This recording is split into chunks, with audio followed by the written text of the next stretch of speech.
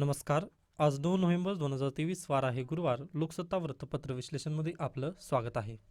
पहा, आजच्या वृत्तपत्रामध्ये I think एकही बातमी कामाची नाही आहे, त्यामुळे तुम्ही आजचा व्हिडिओ इथंच थांबवला तरी चालेल. आता फक्त मी पेज व्ह्यूजसाठी आणि व्हिडिओच्या लेंथसाठी हा व्हिडिओ रेकॉर्ड करत आहे, त्यामुळे प्लीज जर शक्य झालं तर पहा, अन्यथा काही गरज आजच्या वृत्तपत्राची नाही आहे. तर पहा, पहिली योजना आहे थक हमी योजना बासनात साखर कारखान्यांना कर्ज देण्यास राज्य बँकेचा नकार. आता ही UPSC आणि MPSCला कशा पद्धतीने येईल तर FRP बाबत येईल, पण आता आपल्या महाराष्ट्रातील काय सोल्युशन वगैरे आहे किंवा म्हणजे कशा पद्धतीने समस्या काय आहे हे आपलं अगदी जाणून घेण्याचं वगैरे म्हणजे काही गरजेचं असं मला वाटत नाही, कारण पुढल्या वर्षीच्या समस्या वगैरे वेगळ्या असणार आहेत व आपली 2025ची जर मेन्स परीक्षा वगैरे जर पाहिली तर ती पुढल्या वर्षी येते, त्यामुळे मी या न्यूजला स्किप केलेलं आहे इथेच. ओके, जर शक्य झालं तुम्हाला साखर कारखान्यांबद्दल अधिक माहिती वगैरे पाहिजे असेल तर FRP आणि साखर कारखाने कसे वर्क वगैरे करतात ते तुम्ही स्वतःहून सिलेबसमध्ये वगैरे पहा. मी इथं हे करत नाही, त्यामुळे या न्यूजला मी स्किप केलं पूर्णतः.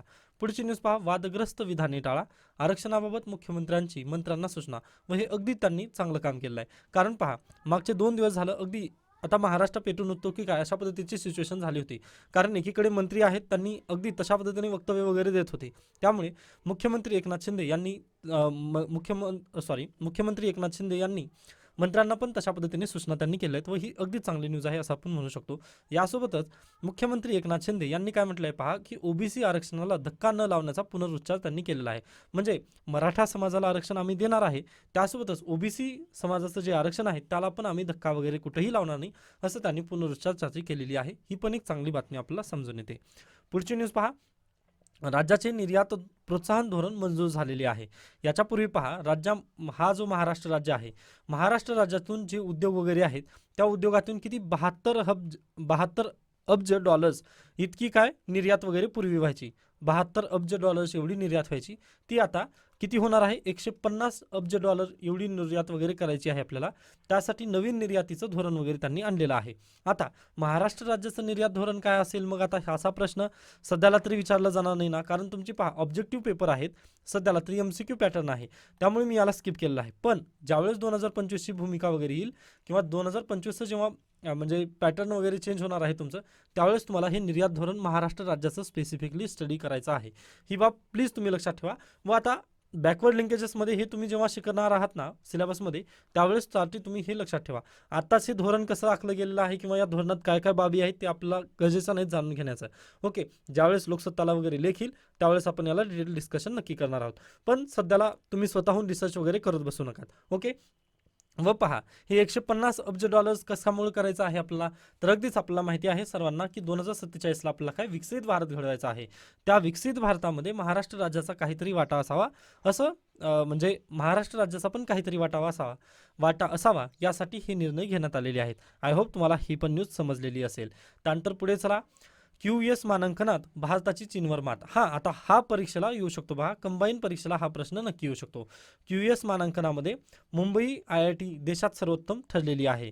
ओके, मग परीक्षेला असा प्रश्न येतो की QS मानांकनामध्ये देशातील कोणतं विद्यापीठ किंवा कोणती संस्था ही सर्वोत्तम मानण्यात आलेली आहे, तर कोणती आहे ती मुंबई IIT. आणि आपण पहा, भारताची चीनवर मात म्हणजे चायनाच्या पलीकडे आपली जास्त संस्था वगैरे यावेळेस किती 148 संस्था QS मानांकनामध्ये म्हणजे प्रथमदर्शी आलेल्या आहेत.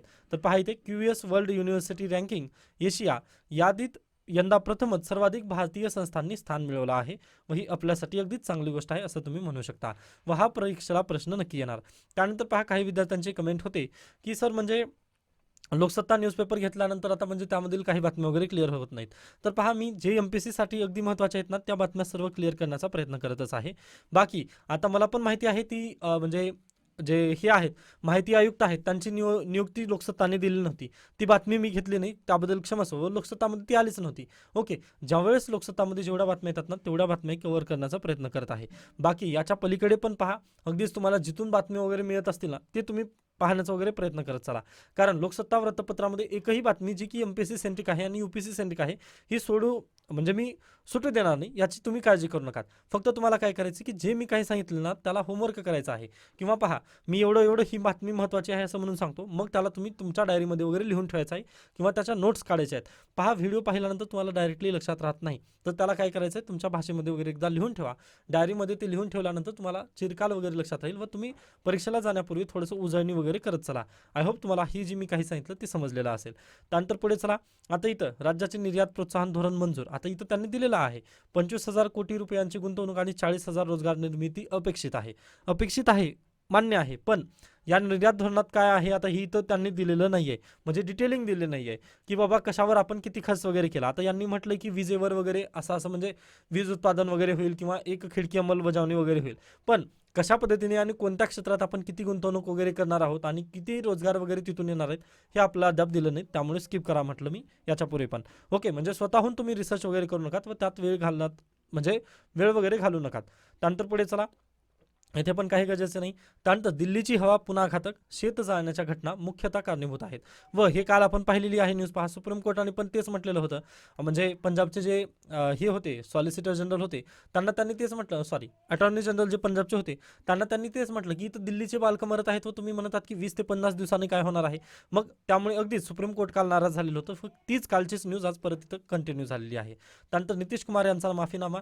आता अगदीच त्यांनी जे वक्तव्य केलं त्याबद्दल त्यांनी क्षमस्व वगैरे झालेले आहेत, पण आता हे आपल्यासाठी गरजेची आहे का? बिलकुल नाही न्यूज, त्यामुळे स्किप करा. हां, आता यामधून आपल्या लक्षात काय येतं तर की बाबा माणसाने म्हणजे अगदी जर आपल्याकडून काही चूक वगैरे झाली तर माफी वगैरे मागत असावं, म्हणजे माफी मागितल्याने आपण काही छोटं वगैरे होत नाही, हे आपलं या बेसिकली या न्यूजमधून दिसून येतं. त्यानंतर पुढची न्यूज पहा. संसदेचे अधिवेशन डिसेंबरच्या दुसऱ्या आठवड्यात. आता हा प्रश्नचिन्ह आहे, पण अगदीच असू शकतं, कारण डिसेंबर 3ला काय आहे आपल्याकडे जे निकाल आहे, कशाचा निकाल आहे तर मतदानाचा निकाल आहे. ओके, म्हणजे अगदी जे 5 राज्यांमध्ये जे इलेक्शन आहे त्याचा निकाल कधी आहे? 3 डिसेंबरला. मग 3 डिसेंबर नंतर काय आहे अगदीच संसदेचं हिवाळी अधिवेशन वगैरे चालू होणार आहे अशी शक्यता वर्तवण्यात येणार आहे. व त्या अधिवेशनामध्ये पहा भारतीय दंड संहिता, फौजदारी दंड संहिता आणि साक्षी पुरावा कायदा याच्याऐवजी भारतीय न्याय संहिता, नागरिक संहिता आणि भारतीय साक्ष्य विधेयक यांची चर्चा वगैरे केली जाणार आहे या हिवाळी अधिवेशनामध्ये. त्यामुळे हे अगदीच गरजेचं आहे, म्हणजे आता इम्पॉर्टन्स आहे. संसदेचं हिवाळी अधिवेशन आल्यानंतर ही बिल जेव्हा डेस्कवरती ठेवले जाणार आहेत आपल्या, त्यावेळेस आपल्याला म्हणजे त्याचं अगदी चांगल्या पद्धतीने वगैरे डिस्कशन करायचं आहे. ओके, त्यानंतर इथे पहा आपल्यासाठी काही गरजेची न्यूज दिसत नाही, स्किप करू शकता. त्यानंतर संशोधक वृत्तीचा लोकशाहीर. ओके, संयुक्त महाराष्ट्राच्या लढ्यात शाहिरांनी फार मोठे योगदान दिले. यांच्यापैकीच एक असलेले शाहीर आत्माराम पाटील यांचे जन्मशताब्दी वर्ष आजपासून म्हणजे 9 नोव्हेंबरपासून सुरू होत आहे. त्यामुळे हा लेख आलेला आहे. आता परीक्षेला प्रश्न काय येतो की म्हणजे गोव्याच्या मुक्ती संग्रामात कोण्या शाहिराचा तिथे म्हणजे सहभाग वगैरे होता, असा जर प्रश्न वगैरे जर तिथे आला तर कोणाचा होता? शाहीर आत्माराम पाटील.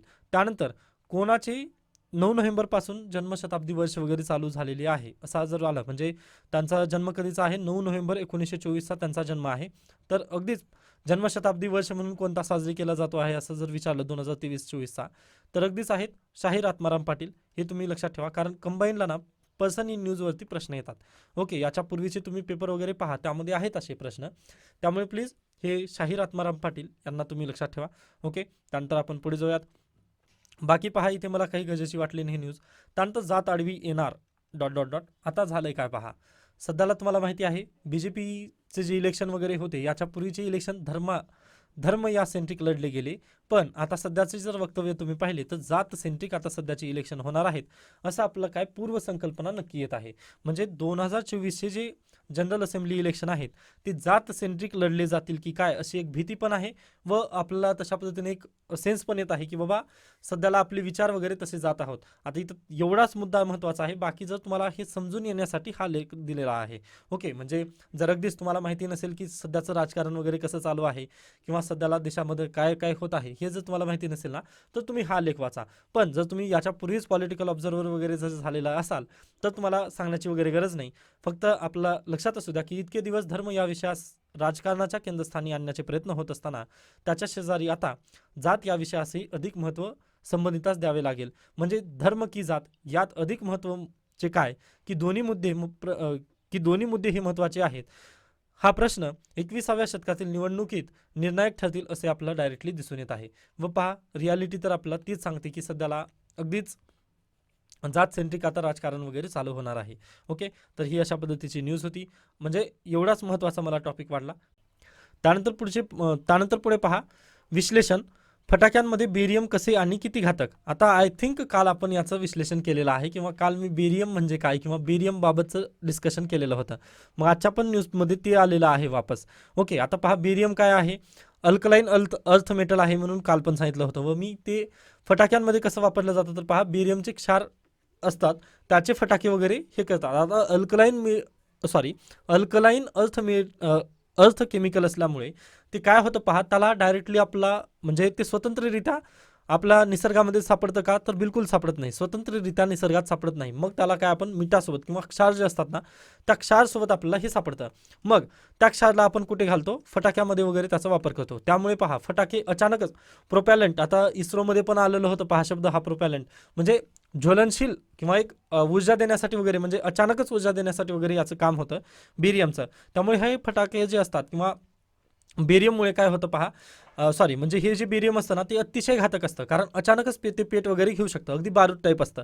ओके, यामुळे पहा अगदीच याचा फटाक्यात वापर होतो व फटाक्यामध्ये वापर झाल्यानंतर आपला म्हणजे अगदीच त्याचं सेवन वगैरे जर झालं किंवा ते आपल्या जर शरीरामध्ये वगैरे जर गेलं तर आपण अस्वस्थ वगैरे व्हायला लागतो किंवा डोकेदुखी वगैरे, म्हणजे भरपूर त्याचे दुष्परिणाम वगैरे आहेत.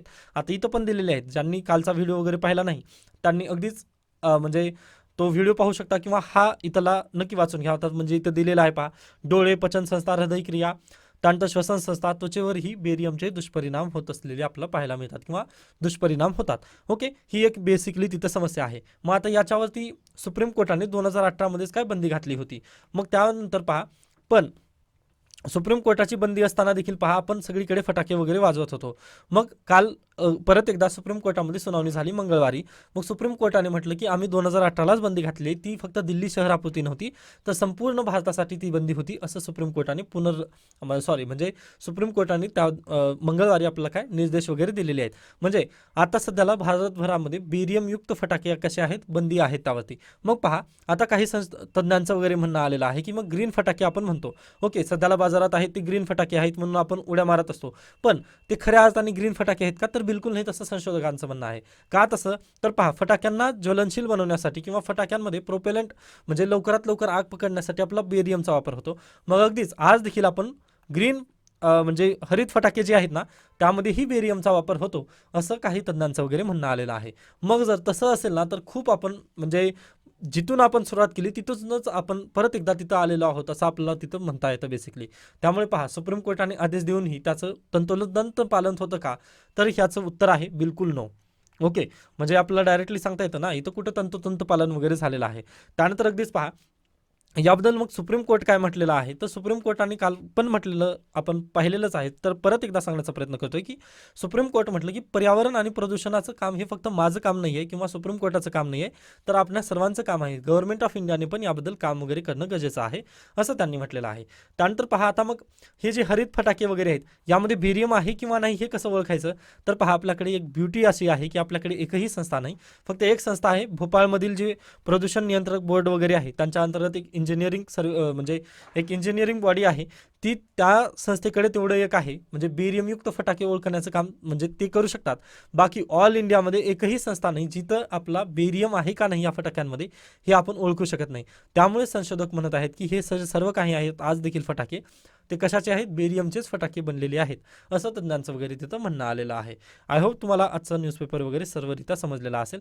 आता मी फक्त 5च पान घेतलेले आहेत कारण याच्या पुढचे जे 12 पानं होते म्हणजे बाकीचे 7 पानं होते तिथे नुसतं सत्ताकारण वगैरे आलेलं होतं व सत्ताकारण आपल्यासाठी काही गरजेचं नाही. या हेतूने मी काय केलेलं आहे आजचं वृत्तपत्र म्हणजे छोट्या पद्धतीने वगैरे घेण्याचा प्रयत्न केला आहे. आय होप तुम्हाला सर्व काही समजलेलं आहे. याबद्दल काही शंका काही सजेशन असतील तर तुम्ही नक्की मला सांगू शकता. धन्यवाद.